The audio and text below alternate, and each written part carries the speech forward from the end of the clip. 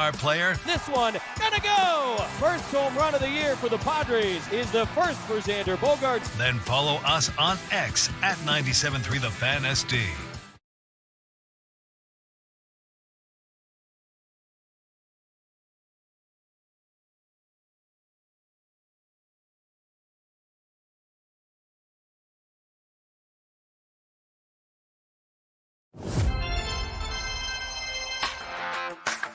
It's that time, Friar Faithful.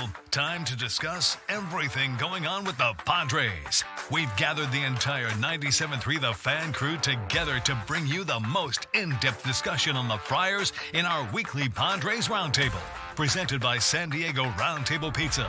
Here's your host, Ben Higgins. Well, in honor of the recently concluded San Diego Comic-Con and inspired by something Craig just said to me, Padres Talk Avengers assemble for another roundtable presented by San Diego Roundtable Pizza. It's pizza royalty. I'm Ben Higgins, and we've got most of the crew assembled today, starting with, on my left, Chris Ello from the Ello and Gwynn afternoon program. Hello. Otherwise known as the Higgins and Wood Show. Exactly. We've got Craig Elston in our middle, Annie and Elston middays. Good day. Filling in for Woodsy today, who's on vacation, the great pre- and post-game show host Sam Levitt is here. Hi, Sammy. Hi, Ben. Good to be here. Tony Gwynn Jr., off a very long East Coast road trip, is back in San Diego temporarily and is here. Hello, Tony. Ben.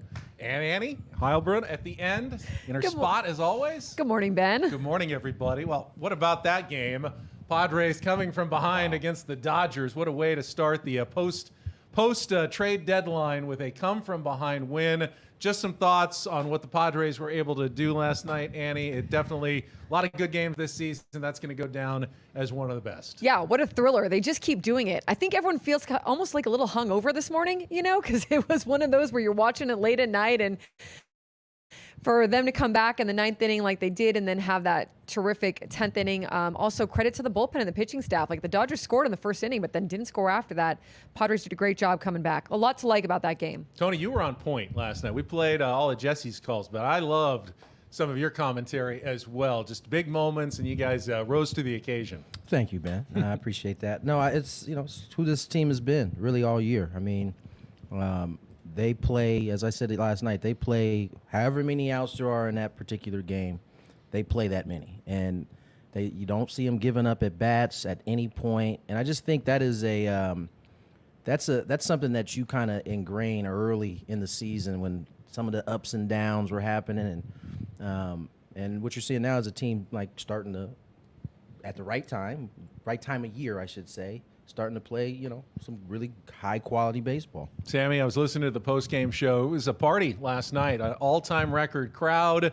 Obviously, a lot of them stayed for the very end and then stayed afterwards. It was definitely one for the memory banks. Yeah, and really impressive on a day where the Padres fortified their bullpen. Their bullpen was outstanding. 6 scoreless innings. Matt Waldron settling in. I mean, they threw 9 consecutive scoreless innings after giving up 5 in the first. So you can't tell the story of yesterday's win without mentioning what the pitching staff did yesterday. And really, aside from, 3 innings since the second half started, this pitching has been unbelievable. A big reason why they've won 8 out of 10 after the break. Craig, is as magic-free as last year's team appeared to be.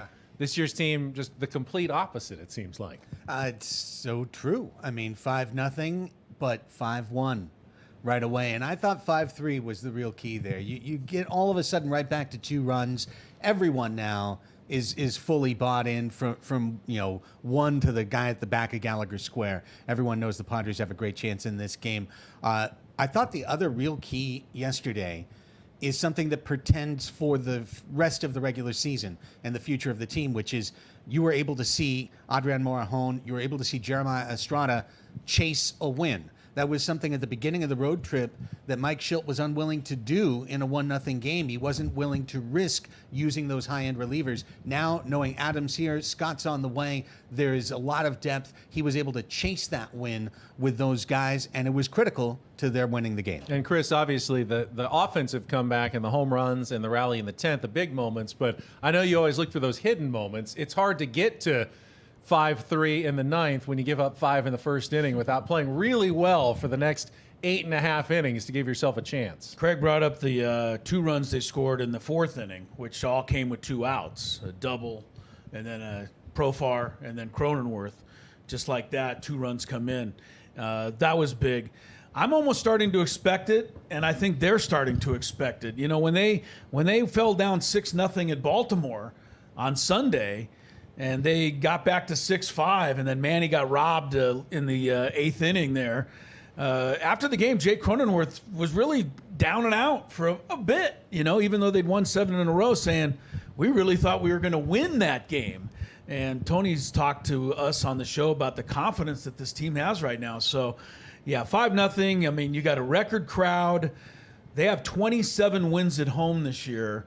7 of them now officially are walk-off wins. And it seems like more than that, because it seems like they've been coming up with this stuff almost every night. I'm just glad that I didn't have to talk about really great back-to-back losses. I mean, the best back-to-back losses you've seen all season. The win makes it hit a lot differently today. Well, the reason we're here on Wednesday instead of our usual Thursday roundtable time slot is that we wanted to react to what happened at the trade deadline. So let's really jump in and get started with the moves the Padres made. Why don't we start with Sammy, our guest, in the middle, and begin with the first trade that the Padres made, acquiring Jason Adam from the Tampa Bay Rays and paying a pretty big price. Obviously, there were more moves after that, but what was kind of your initial reaction, Sam, to giving up Dylan Lesko and more for a top setup reliever, essentially? Yeah, I think it was very similar to the Tanner Scott trade, and we'll get to that, I'm sure, in a second, where the price was very steep, but the Padres did get a reliever in Jason Adam that is, number 1, really, really good. Number 2 is 2 years of control left, and this is a team whose window is right now to win. But did they give up a guy in Dylan Lesko with the Tampa Bay development track record? He could go on to be an ace one day. We don't know. With that said, he's also somebody that was struggling really mightily with command after the Tommy John surgery, and maybe the Padres didn't feel as highly about him as they once did, and maybe Tampa Bay looks at him and says we can fix that. And obviously that wasn't all the Padres gave up. It was a steep price. The 2 years of control you really like, the impact he'll have on the bullpen you really like, but in this market, and I think with the Tanner Scott trade, I think we got a better picture of what the mindset was for A.J. Preller in this front office at the deadline. A steep price, but a guy that's going to make this bullpen a lot better, not just in 2024, but for the next couple of years. Annie, I heard at the highest levels of the Padres organization, they weren't just high on Dylan Lesko like going into this season. They were like giddy about his potential. How much do you think that changed because of his struggles? Is that what made him available? Or when you see this move, do you feel like the Padres gave up too much for Jason Adam and Dylan Lesko? I don't know. I think time will tell maybe, but I thought what A.J. Preller said yesterday kind of spoke to his MO that he's had this whole time, which is they're okay with giving up good talent, and they're going to see their talent that they give up go on to be successful for other teams. They're going to show it back on the field against them at some point, but that's a credit to their scouting department, and it's kind of in line with what A.J. Preller feels like is their MO, which is we're going to get something good back, something that can help us, something that can be good big league success on the field and help us get to where we want to go. And then it's kind of like a win-win. Are they all going to work out? Probably not. Like, you're probably going to, maybe be sitting in the press box at some point and looking down at the field and going, man, it would have been still nice to have this guy, right? But this is what you have to give up in order to get the kind of talent that they feel like can push them into a playoff position and a deep playoff position. They have 3 guys in that bullpen now that are Robert Suarez-esque. They have Robert Suarez, Jason Adam, and Tanner Scott, and that shortens games if their starting pitching can't quite get them to where they need to go. So I think that they made some good moves. It's a steep price. I agree with Sam. It's one that you might look back and go, man, I wish we still had that guy. But at the same time, I feel like they have a strategy that they're sticking to and that they feel a lot of comfort in terms of how they move these guys. Chris, given some comments you've made in the past about prospects and what exactly they may be worth in the future, A.J. Preller must be your ideal general manager. Completely unafraid to trade the future to try to win in the present, correct? There's a saying in business, and I believe it goes something like this. We don't care how much it costs. We just care how much it makes. And I believe that that is A.J. Preller's theory, because they obviously paid a heavy cost. But if what it makes at the end is a run to the World Series, nobody is going to care. On the flip side of that, you know, the question that I have, and I think a lot of the critics of this have, is did they really need to pay this much to get Tanner Scott? When you look at some of the other trades that were made around baseball, people smarter than me that we spoke with yesterday tell me the Padres paid quite a bit more than the Dodgers paid for Jack Flaherty. So that is the only place where I think you're seeing a little criticism creep out on this. You know me, I don't mind parting with prospects, especially if it gets us where we want to go. But if they don't get where they want to go, the bill may come due, is what I'm, There's the way I would saying, phrase it. Scared money don't make money, right? I mean, there's another saying there too. Craig, you've always shown a little bit more of a longer-term perspective in, you don't want the Padres just to be good for the next 2 months. You'd like them to be good for several years to come. And that Absolutely. usually requires a little more caution when it comes to trading away prospects. You're thinking initially on the Jason Adam deal.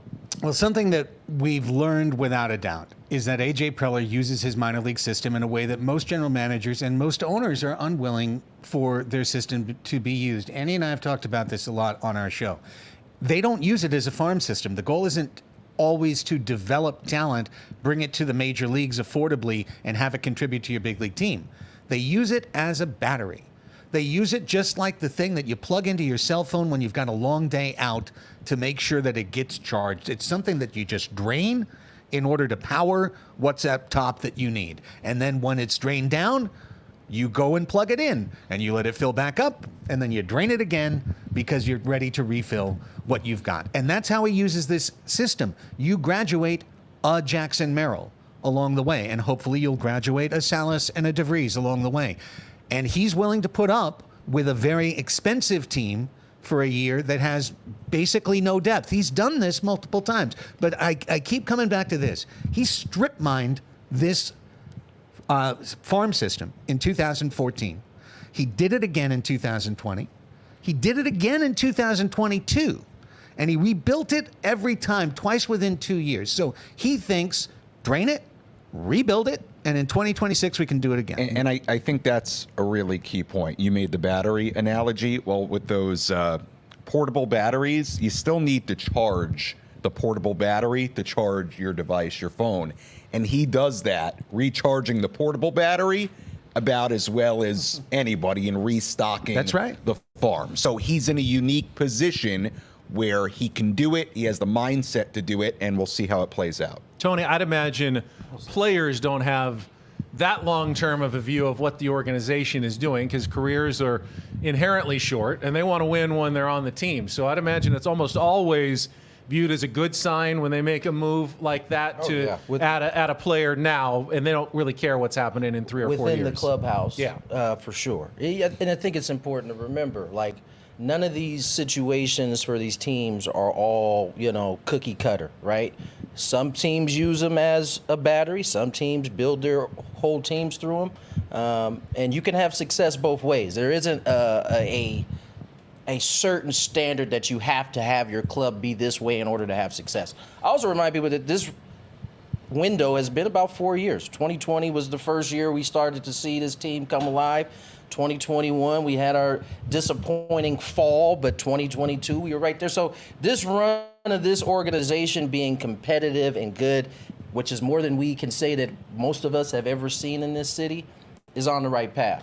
In terms of these moves, this is a win now. These are win now moves. And whether you are a player or you are a fan, you should be super excited that this organization is now in a place where they are consistently, we keep using the terms going for it. In my lifetime, this is the first little run where we've been able to use it for this longer period of time. So That's right. I'm elated to see this organization doing what it's doing. And if it costs you the prices it costs you, especially in the year of 2024 where seemingly everybody's in it, so the price tags are going to be high. And if you want to get these type of players, you got to pay the cost. It's our 97.3 The Fan Padres Roundtable, presented commercial-free by Roundtable Pizza. It's pizza royalty, and had some expressions earlier like scared money don't make money. I heard one, I think it was either from a movie, the first rule of government spending. Why buy one when you can get two at twice the price? So that's exactly what A.J. Preller did. He went out and spent big again on the same thing he just bought on Sunday, a top-level reliever in Tanner Scott at the trade deadline.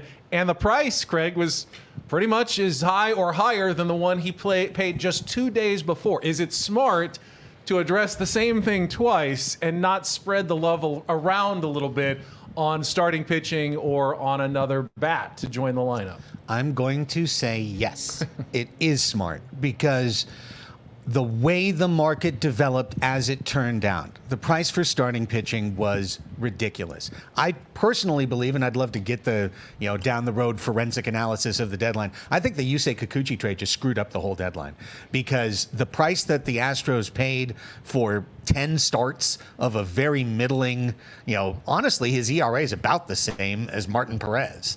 And what they gave up was a guy who can go right into the starting rotation, a guy who can go right into their outfield, and then a middle infielder that can go into their bench. And so I think that put the price for a rental starter way above even what you had to pay to get Tanner Scott. So by getting Tanner Scott and then getting Hoeing as a back-end guy, you have now taken your bullpen and turned it into a tournament-style bullpen where you've got 5 now guys who are dudes who can come in and attack and shorten the game from the 5th inning all the way to the end. Therefore, the first 4 or 5 innings, maybe you can get away for the rest of the regular season with a Randy Vasquez and a who knows, and hopefully Joe gets back. And that's how they've done the equation, is instead of finding stuff that's kind of medium strength for high price at the front, they found something that was expensive but elite at the back. Any too many eggs in one basket, or is that a smart strategy in baseball nowadays? I think they would have gotten a starting pitcher if there was one that they could make a good deal on that they felt good about. But I agree. I think the price was just too high. They didn't like how they were lining up on any of those. So I think they pivoted and did the next best thing, which actually might end up turning out to be just fine for them, especially depending on how Joe Musgrove and Yu Darvish go, where they're like, okay, let's just get good arms. Guys who can get people out. Let's get good arms who can get people out, high leverage, stress situations, and we'll worry about how to use them later, and I think that they'll have different options now in how to use them. I don't think A.J. Preller wanted to get a rental. He likes to get guys with control, but I think he was willing to do it for a guy who could be a difference maker for them. And as he told us this morning, he likes Brian Hoeing, who has a lot of control as well. He wasn't just a throw-in in the deal. He was an important piece and probably part of the reason A.J. was willing to pay more. And then, Chris, this is also a typical A.J. Preller move, as Andy kind of mentioned. He's not about roster construction. He's about throwing as much talent at his team as possible. And he saw 2 of the most talented players he could acquire just happen to both be relievers. So why take a less talented player? Let's get 9 shortstops. We'll figure it out later. Let's get the livest arms we can get in our bullpen. We'll let Mike Schilt figure out the rest on the field. Yeah. I was going to bring up the shortstop thing. Right? They have 9 shortstops out there, and now they have 9 relievers out there. So, I think one thing that we have to remember, Tanner Scott has the best ERA of any pitcher in baseball who's thrown over 100 innings in the last 2 years combined. He hasn't given up a run since June 17th. This guy is statistically elite. And again, I go back to, for those who think they gave up too much, never mind. It's what they got. I saw people saying that the Phillies got the best reliever at the trade deadline in Estevez. I don't think Estevez is as good as Tanner Scott, not numbers wise. And Tanner Scott's not even going to be required to pitch the 9th inning, or I'm sure he'll pitch a couple of them. But again, pile up the talent, and that has worked. And Tony, Skip Schumacher popped on for a couple of minutes with us and said Tanner Scott is an absolute dog. He wants the ball every single day. That seems like a really valuable trade. If you're going to get a rental, get one that you can work as much as possible before you have to give him up in free agency. For sure. Shout out to Skip, man. I feel for you, brother. We had some commiserating. Yeah. I think we all should commiserate for him. I think it's also important to remember that it's not just the fact that you could get 2 elite relievers versus what you could get for starters. Also the fact that the starters that they have right now, 2 of them are down. One of them, it's just multiple question marks in terms of you. You're hoping, Joe, it sounds like we're moving in the right direction with Joe, but you don't know. And so, pivoting to Martin Perez, you could say what you want about his numbers. That is a get through the season type move. That is a innings eater type of guy. So whether it's Martin Perez or Vasquez or Brito, whenever he comes back up, those guys are going to all be there to fill innings, help us get through the season. Because once the playoffs come around, now that tournament play that you're talking about, less time off, you can go to these bullpens a little bit more than you do during the regular season. So I don't necessarily think those moves are for now in terms of using the bullpen like that. They may do it at times during the rest of this regular season, but those moves are for when postseason play comes around. You are best positioned to win that tournament at that point. And Sammy, I think the question needs to be asked as well.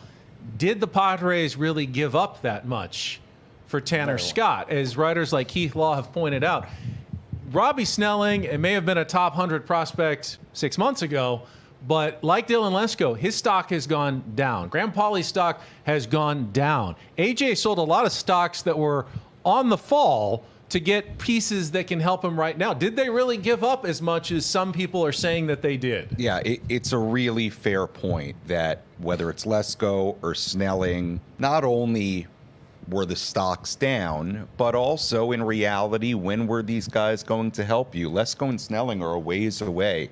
Graham Pauley, we saw him a little bit at the major league level, but really, where was he playing on an everyday basis on this team for the next, 5, 6, 7 years? Right. There is a strong argument to be made that this was the right pivot. If there wasn't a partner to match up on with the same prospect package to go get a starting pitcher, I really like the pivot of saying, you know what? Fine, we can't find the starting pitcher. That's kind of what we thought we needed. Let's go do something different, and let's go fortify the bullpen and make a unit that could be so dangerous in the playoffs. I think the tough part is still with the starting rotation, even with the addition of Perez, who I agree with you, should be a guy who at the very least can give you innings and help you get through the regular season. We all have to remember they have to get to the postseason.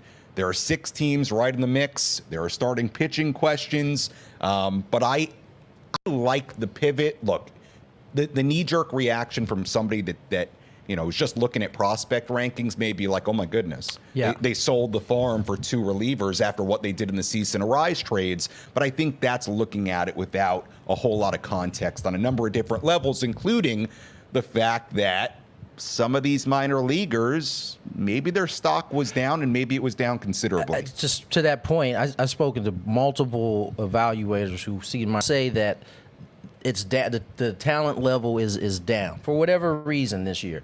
And the other thing to keep in mind is and you guys kind of hit on it, AJ moved when guys were coming down from off of their high marks, right?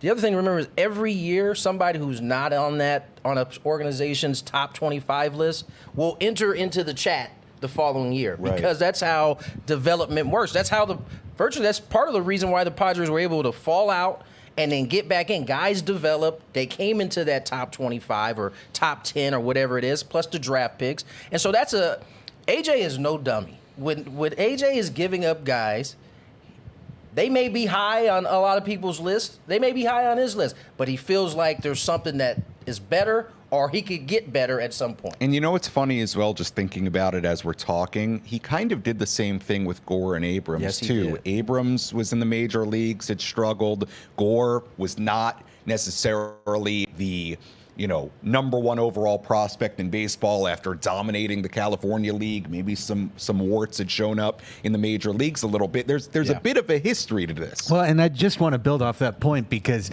it's back to what I was saying about how this system is used. What Preller and the Padres are excellent at is creating helium, creating buzz, hype, developing players through AA. Just getting them up high enough that you can dream on them and tantalize. It's not the actual finished product. It's not getting them to the big leagues. It's getting them into the rankings.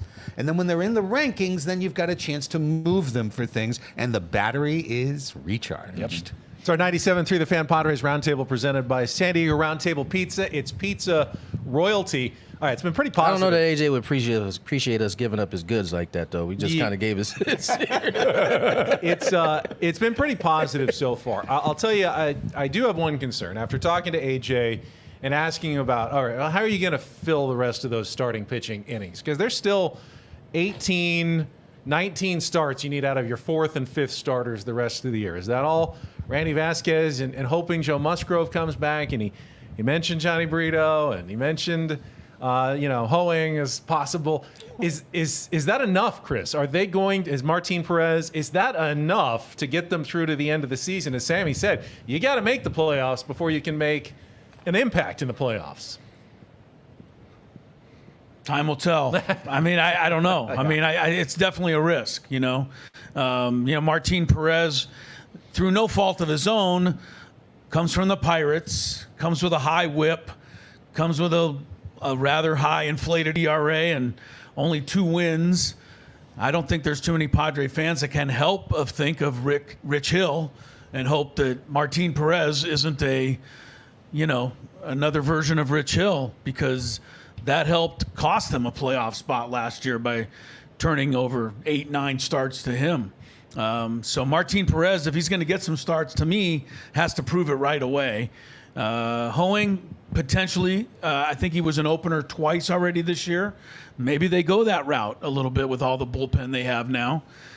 Maybe Brito, Phils. I'm just keeping my fingers crossed for a September Darvish appearance. Maybe the Padres know something we don't. Maybe that was what allowed them to feel like they'll be able to survive until Musgrove and hopefully Darvish come back. But based on the way you said that, 19 starts with 4 or 5 guys, these guys, it's risky. And Annie, I mean, the news has been good on Joe Musgrove, but it's hard to count on knowing he's going to be Joe Musgrove when he comes back. I mean, the best case scenario, it's going to be a few starts before he even completely locks in, you'd think. Yeah, absolutely. I mean, you love the fact that he's feeling good after his outings and that he's every step he takes, he feels like he's getting better and better in terms of his health. That's a great feeling. That's great for the Padres. It's great for Joe Musgrove. And you know how he can help this team if he comes back and he's Joe Musgrove. So I think that those are all good, positive signs, but he still needs to go through all these necessary hurdles to make it back to the field and help the Padres because of that arm. I mean, it's kind of temperamental, right? You have to see how it feels after you make all of those outings and how it's healing. I'm with Chris. I think time will tell. We'll find out if it's enough. It's still a really good wild card race. It's still bunched up. But that's all they can really do right now is just try to play at the level that they've been playing at these last 2 weeks. I love the 4-5 argument that Ben brings up, because I'm pretty sure nobody here could name any of the 4-5s for any of these teams that are in the playoff race. And those same 4-5s will be going against the Padres 4-5s. I think I'm willing to put our 4-5s up against everybody else's 4-5s, because I'm trying to rack my mind to think of who is a 4th and 5th in any of the teams chasing. And I can't think of any of them. I love that. Slade Ciccone, I think that's the one that comes to mind for the Diamondbacks. I love that. I think it's more will Michael King, will Matt Waldron, will there be any fatigue down the line? That's a different question, for them? Right? But hopefully they're stocking up, or they're. I feel like they're thinking about that. They're trying to prevent against any of that. I think what you saw with them taking Matt Waldron out early yesterday, because he pretty much stabilized, and they went to the bullpen. And I think that's part of shaving a little bit off here and there. They've done it with Michael King a couple times too this year. And they'll be able to give them an extra day once they get Martin in there and part of the rotation, and maybe Joe. I love the point from Tony, so I'm going to skip ahead because I have a question because it kind of relates to what he just said. And that is, this is not done in a vacuum. You're not competing against yourself. Improvement is great, but you need to improve to get better than the other teams. And the other teams are also trying to improve and made deals at the deadline. So, Craig, when you compare what the Padres did to what some of the other playoff contenders in the National League did, do these moves make a difference? Do they move up from 6th to 4th or 5th to 3rd or wherever, 7th to 5th? Because moving up is really the point of the game, not simply just getting better.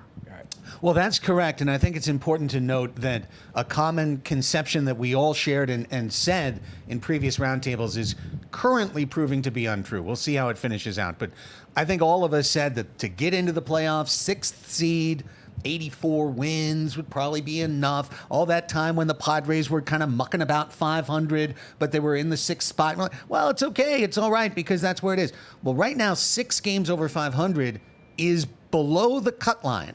This is a classic in the majors moving day situation in the National League. People are moving up the leaderboard. And right now, 7 games over 500, which is the Padres high water mark, is also the very bottom of being in the playoffs. So while I do look at the others, and we're going to go through this all on the next show too, each of the moves, the good news is for the entire group, no one made that big move that really elevates them. I think St. Louis, though, improved materially, bringing in Fetty and bringing in Pham, who started things right off with a grand slam. Just said, hello, I'm back. Yeah, and home. The Diamondbacks did get a little bit better. So I think, the Mets improved around the edges. They got that 4th starter you're talking about, Blackburn, from the A's. Yeah. They got one of their guys. So it's going to be a race, guys, all the way to the end. Sammy, you read the post-game scores every night. You're seeing that, these National League teams, there's more wins than losses than there used to be. There's more consistency out of these playoff contenders. I think this is a real 6-team race, and I think even the teams that are sitting a couple of games out of the final spot right now, I think all 6 teams are really dangerous, and I think a lot of these teams did get better, Padres included.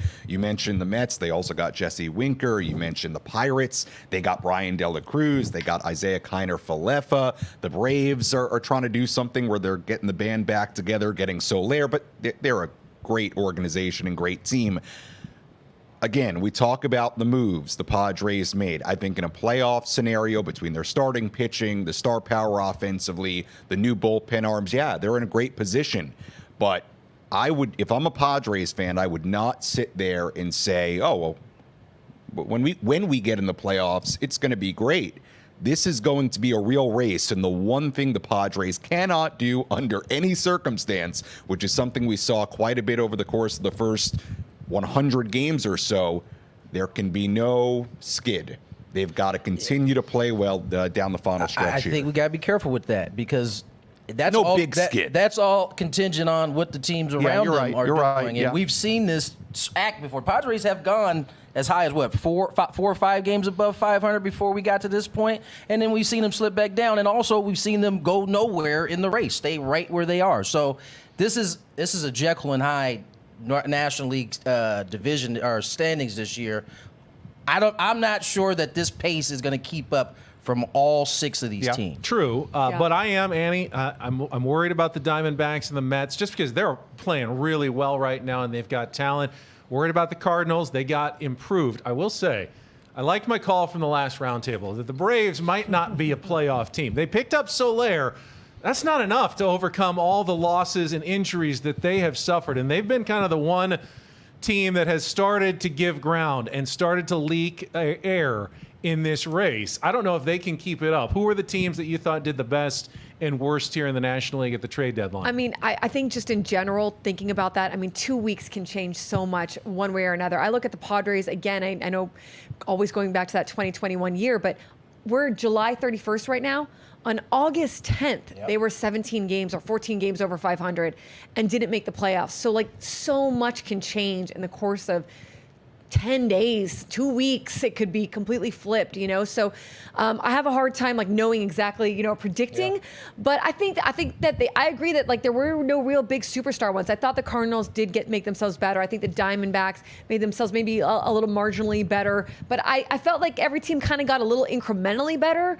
But I don't know. When I look at all those other teams too, I think to myself, will it be enough? I don't totally count out the Braves because I think the Braves have just been there before and they can sometimes turn on the gas and figure something out. Yeah, the Braves are there, and they're not healthy at all. They're missing a lot of people. I don't know what Ozzie Albies, if he's going to return or not. It was going to be a while when he got hurt. It's definitely going to be 8 weeks. To your question, though, I think, as Craig mentioned and Annie mentioned, St. Louis did a really good job, I thought, of getting better. I'm not sure about the Mets. They lose Senga for the rest of the year. They got some issues, and they brought Winker in, I believe, was one of the moves they made, but they didn't do much. And that to me signals that they're not sure that this is real, or they would have done more. Diamondbacks they're a problem. Certainly the fact that they were in a World Series last year, they started off so poorly this year and are seemingly starting to get better and better, getting healthier. That's a team you're going to have to pay attention to. But I really like where the Padres are right now. They're the one team offensively that has been, despite those lulls we talked about, they're one of the best offenses in the National League, and that's because they've been pretty consistent from an overall standpoint. I just trust that offense compared to some of the other ones that they're going up against. The pitching part is obviously it's worrisome because anytime you don't have your number one and number two guys, the fact that they are sitting where they are is, to me, is pretty remarkable. And they're gonna need Joe to come back and be able to give them something, I think, in order to put it away. I've got a lot of Mets fans in my life, and a lot of them have been waiting for sort of the bottom to fall out of this really hot run. I'll tell you what, just to focus on them for Talking to you, a Frank second. Marchese. Well, the thing that I think is really not great with them is just look at their pitching. Like Manaea was awesome last night, but they've got, David Peterson, some of the guys in the back end or even middle of their rotation that, don't really inspire a ton of confidence for a long stretch. But with all that said, it's a true 6-team race, no doubt. And, I think one thing, Ben, we can all keep an eye on, in addition to trade deadline acquisitions, there's something in returning from injury and or regression superstars. Yeah. And before you count out the Braves, I think about a player like Matt Olson, who hit 51 homers last year and was somewhere in the mid-teens. He's starting to heat up. If he heats up, it's like adding a superstar to the Atlanta Braves. Corbin Carroll in Arizona is another example of that. He's someone who can get hot and lift that team for weeks at a stretch. So you got to keep an eye on this. This is a very fluid race. And have we said Fernando Tatis Jr.'s name at all? We have that. Because we don't know. Yeah, But he was on the field yesterday. Hypothetically, at some point, it's a guy you get back, and that would be a pretty big deal. Chris, I'm sure as you've scanned the online columnists and pundits, though, the Padres are once again the flavor of the moment. Everyone's excited about what A.J. Preller has done again with the moves he's made, a good road trip and a couple of trades, and all of a sudden, can the Padres win the National League? And everyone goes, yes, they can. We've seen this before. It hasn't always worked out, but they're creating that hype again, and some people think they have done enough against the other NL contenders. I love the hype. I mean, this is what it's all about. To get to August and playing meaningful games, and as Tony pointed out, it's the 5th year in a row that you're playing meaningful games. The Padres have never had a stretch like this in their franchise history.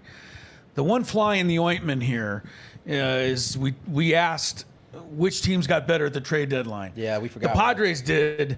We forgot to talk about the Phillies and the Dodgers, who both got much better at the trade deadline. Flaherty, Tommy Edman, Kiermaier, etc., Rosario, the Dodgers. Yeah, Kopech, thank you.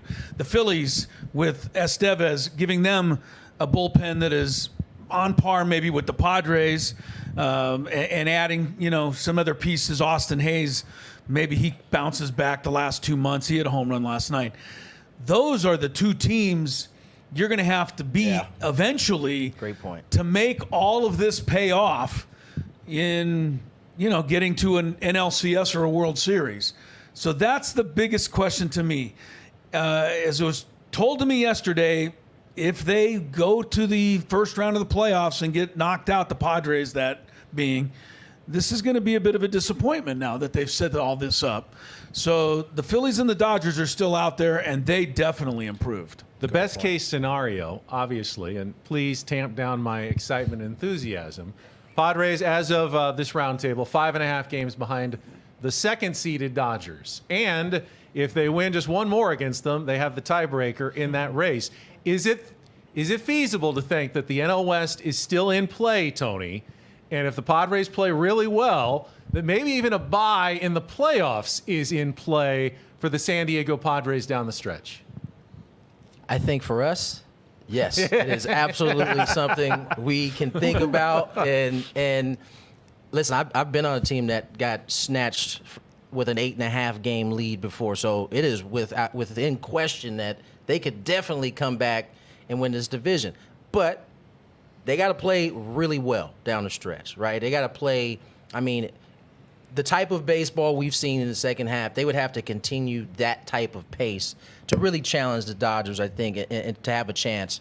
But I can't say this enough. The Padres I think they convinced this front office that they were good enough to go out and make those moves. We talked about it earlier in the year.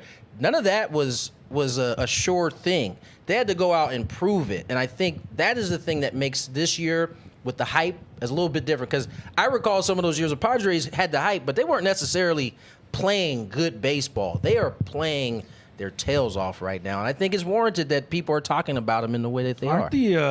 Aren't the Padres on paper as of last night's lineups?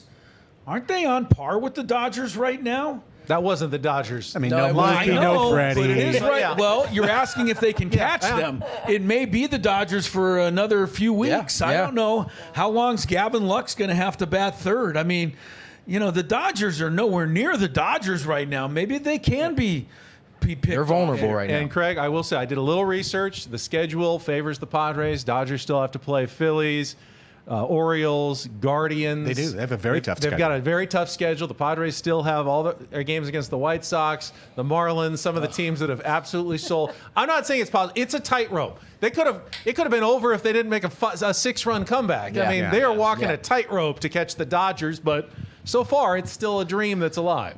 We talked about this on yesterday's show, and I'm going to say the same thing. And I know some chatters and callers didn't particularly love it, but I think you got to understand. When I say don't worry about the Dodgers, what I mean is you got to get to that level. Right. Okay? Right. Struggling now, they're 18 games over 500. We're right. So we're 7.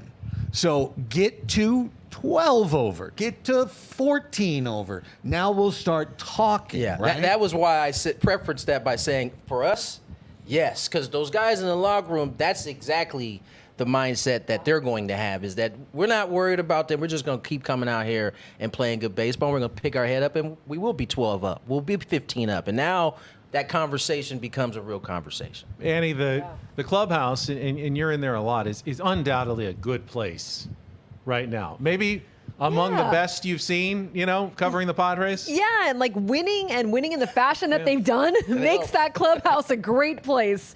And I think the fact that they have been able to pick each other up, the fact that they have been able to squeak out some of these wins that are very improbable, helps them all believe in each other and helps them all kind of have each other's back. I believe that they like each other. I think that they enjoy having fun in there, but winning helps with all of that. Winning helps with having fun. I think we talked about it before, Tony, but it's the chicken and the egg. Is it the winning that makes the clubhouse good, or is it the good clubhouse that makes a team win? I think it starts in the clubhouse, and I think it started with their manager coming in with kind of a different approach to things.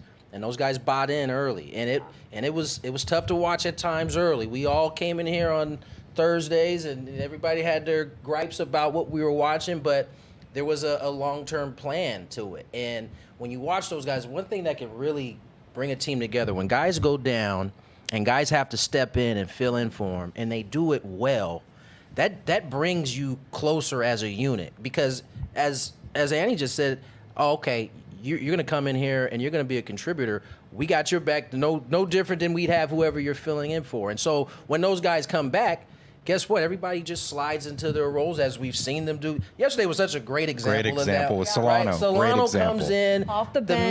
man doesn't play a game for the first 3 games of the second half. 6 at-bats since the All-Star break. And he's playing his tail off. And again, this is why this team, I think, is so much fun to watch, is because we haven't had everybody in there, but guys are stepping in, and it's been the right guys put in the right spots to step up. And Solano said after the game, it's been hard. It's been hard not playing, but he doesn't want to think about that. He doesn't want to think about not playing. He just wants to be ready for his opportunity. Perfect example of that last night. And when you're a superstar or a bench player in there, you see the other guy doing it, gets you up too. Yeah, and we've got a long way to go, but this has been the reputation of Mike Schilt teams in the past. Second half playing ball well clubs. in the second half.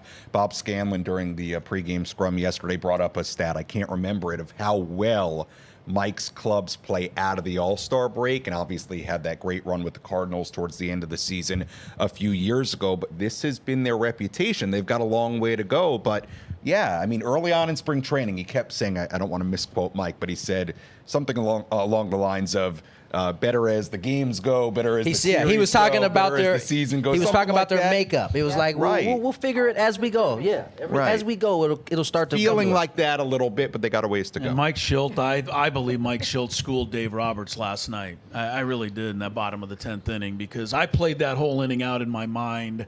Not necessarily with Higashioka drawing a walk, but once he walked, I think Dave Roberts expected the bunt. Then Dave Roberts said, "Oh, please bunt so that I can walk Profar and then go lefty on lefty with Cronenworth." I don't think Dave Roberts was even thinking about the possibility that Schilt would send Solano up there and win that ball. You know why that may be? Is because the Padres have never had somebody that they could pull off the bench in that spot and feel good about it. And so maybe, I doubt Doc wasn't expecting it, but if he wasn't, that's kind of been the Padres' MO. Go ahead, go to your bench. We'll deal with whoever you got off the bench.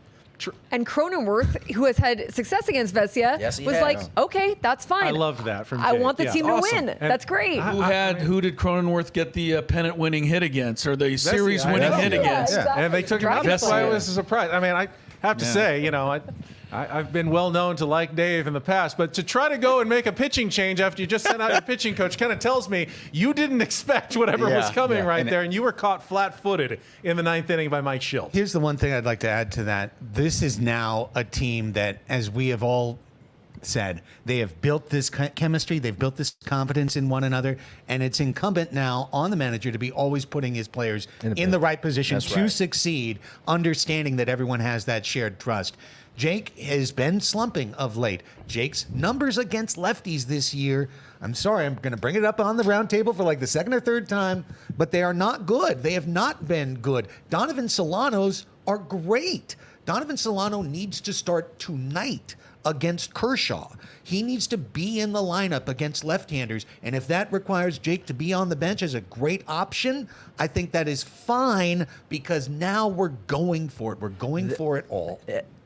That is where we dissect here. I think I think there is a, I don't want, it's not a game, but you have to be aware of the mental state of your guys. You're right, he hasn't swung the bat well. And if it was just on a night like this for a one-time occasion or giving him an off day, cool.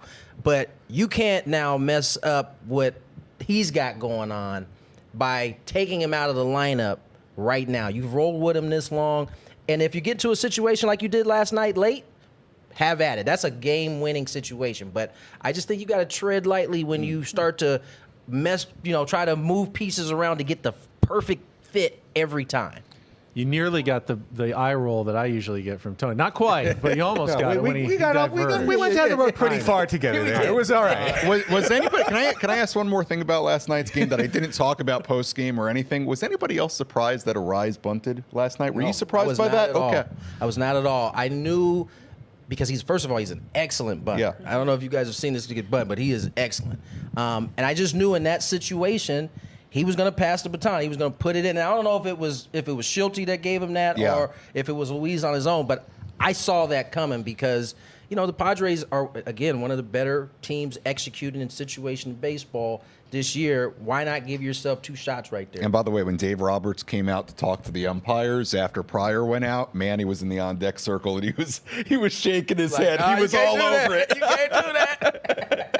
All right, the discussion's been so good. I'm going to save my 7th inning stretch question for next week because we got still more Padres talk I want to get to here. And it is the Padres Roundtable presented by Roundtable Pizza. Pizza Royalty. Are we all happy that neither Ethan Salas nor Leodalis DeVries were traded? Because from what I've read and heard, they could have had Garrett Crochet for either of them. If they were willing to deal him, they could have added a starting pitcher, a good starting pitcher. Craig, are you happy that AJ didn't touch the top two? I'm thrilled. I mean, my God, he touched 12 of the other 15, since March. So he's really cleaned out the cupboard, but you can't get rid of the two top jewels. Remember, it's not just guys in the system.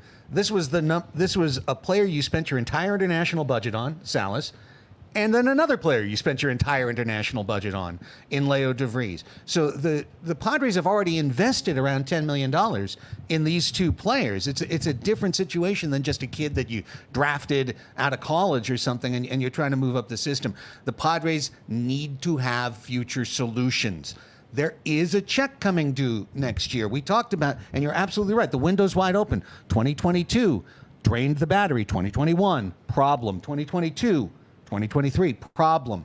2025 is going to be set with a lot of challenges. This is an expensive roster already with a lot of arbitration players. They're almost to their luxury tax next year already without solving shortstop or re-signing Profar. So there's a lot coming down the road. So I'm happy to live in the moment right now. Well, Annie, to Craig's point, a farm system cannot produce everybody.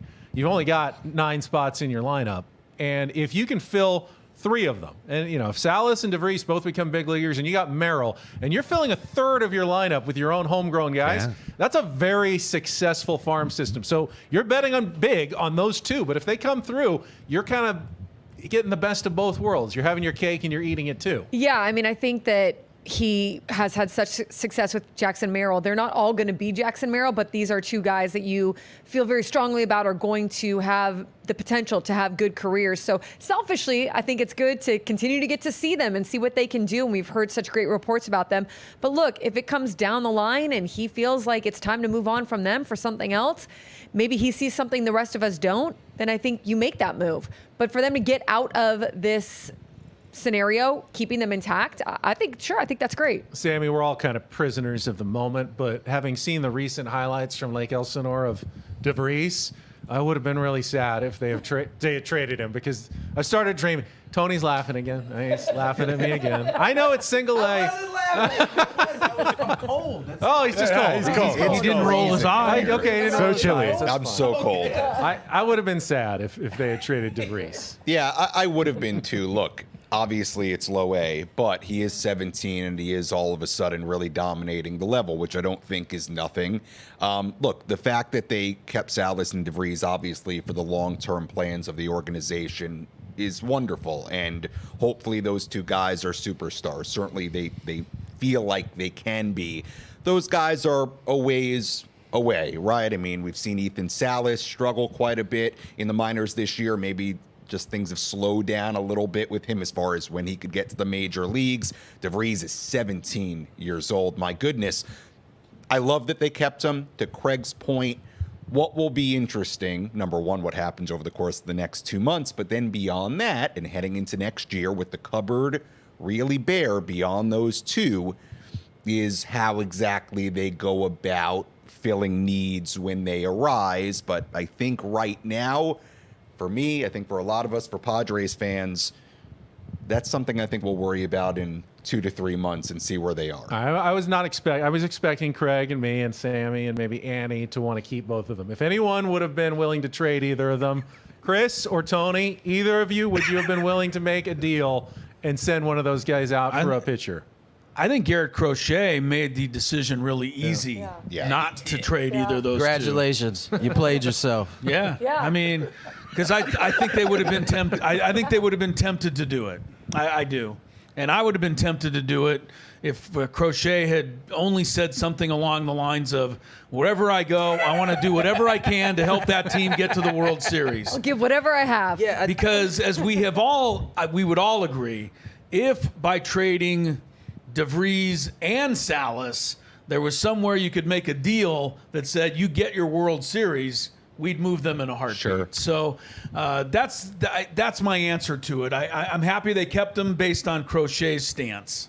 Yeah, no, I mean, listen, I think I'm fine with it for now. I think for me, when it comes to prospects, if you're not developing in that 1 to 3 year range like we've seen Jackson Merrill do, I mean, what are we waiting for at that point? Unless it's like a starting pitcher that, those sometimes take a little bit longer to develop when you're a younger guy. Those are the type of guys that come up to the big leagues and make impacts. Those guys who develop that fast. So I think it remains to be seen, right? DeVries is a young kid doing well at the low A level right now. That's not nothing to sneeze about, because this is his first full season Yeah, this year. that's So first season so ever. he's on that track right now. I think Salas it's been a struggle for him. I've talked to some guys who've been around him a little bit. Maturity wise, he's there in terms of the mental aspect, but physically he's got some catching up to do. And I think it's important to remember, was 16 when he signed. Yes. So he's his second year now, third year, Second. second year. So he's got a little longer than some of the other prospects. Plus he's a catcher; those usually take a little bit longer to develop. But I'm fine with it for now. If it would have been somebody like a Crochet or Jack Flaherty, Scooble. I might definitely a Scooble. Yeah. I'd have been like, yeah, go for it. This is a win now time. Yeah, and if you get one World Series out of it don't matter at that point. We all agree on that. There's no question. We all agree on that. But it's really important for everyone to keep in mind what Tony just said. Ethan Salas started at 16. Right now, he should have just finished his senior year in high school and had that first chance at being entered into a rookie developmental league. He's playing at high A right now. Same for DeVries. He's 17 years old. He would be a high school junior if he was an American. He is in the system. So To that got to point, give though, them that time. to that point, DeVries, Salas, right in the same. One is I think a lot ahead of the other right now. It's going to be a fun final 2 months of the season. We'll talk to you again soon. For Annie, Tony, Sam, Craig, and Chris, I'm Ben. Thanks for joining us on the Roundtable Pizza Padres Roundtable on 97.3 The Fan.